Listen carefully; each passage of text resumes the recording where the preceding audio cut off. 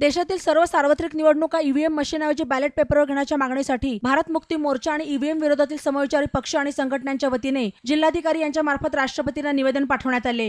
जिल्हाधिकारी कार्यालयावर शुक्रवारी 5 जानेवारीला ईव्हीएम हटवा लोकशाही वाचवाच्या घोषणा देण्यात आल्या। यावेळी भारत मुक्ती मोर्चाचे जिल्हाध्यक्ष सुभाष आल्हाट, बहुजन मुक्ती मोर्चाचे जिल्हाध्यक्ष शिवाजी भोसले, राष्ट्रीय मूल निवासी कर्मचारी संघाचे जिल्हाध्यक्ष रावसाहेब काळे, इंडियन मेडिकल असोसिएशनचे जिल्हाध्यक्ष डॉक्टर भास्कर रणनवरे, असंघटित कामगार संघटनेचे जिल्हाध्यक्ष शिवाजी शेलार, संजय शिंदे, युसुफ शेख, त्रिंबक नेटके, रवींद्र कांबळे, तनित शेख, श्रीधर शेलार आदींसह विविध संघटनेचे पदाधिकारी आणि कार्यकर्ते सहभागी झाले होते। भारत मुक्ती मोर्चाच्या वतीने ईव्हीएम विरोधात संपूर्ण देशातील 567 जिल्ह्यात राष्ट्रीय अध्यक्ष वामन मेश्राम यांच्या मार्गदर्शनाखाली 4 टप्प्यात आंदोलन होत आहे। या आंदोलनाचा पहिला टप्पा म्हणून शुक्रवारी सर्व जिल्हाधिकारी कार्यालयात ईव्हीएम विरोधात राष्ट्रपतींना निवेदन पाठवण्यात आले। 10 जानेवारी रोजी जिल्हाधिकारी कार्यालयासमोर धरणे आंदोलन, 14 जानेवारी रोजी जिल्हाधिकारी कार्यालयावर मोर्चा ते 31 जानेवारीला दिल्ली येथील केंद्रीय निवडणूक आयोगाच्या कार्यालयावर भव्य मोर्चाचे नियोजन करण्यात आले असल्याची माहिती सुभाष आल्हाट यांनी दिली। देशातील अनेक राजकीय पक्ष, सामाजिक संघटनांनी ईव्हीएम मशीनवर अविश्वास दाखवलेला आहे। निवडणूक आयोग या संदर्भात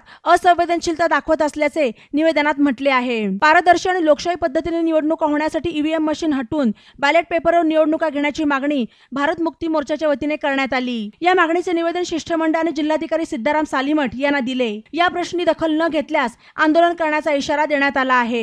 ई नवा मराठा यूट्यूब चॅनलला सबस्क्राईब करा आणि बेल आयकॉनवर प्रेस करा।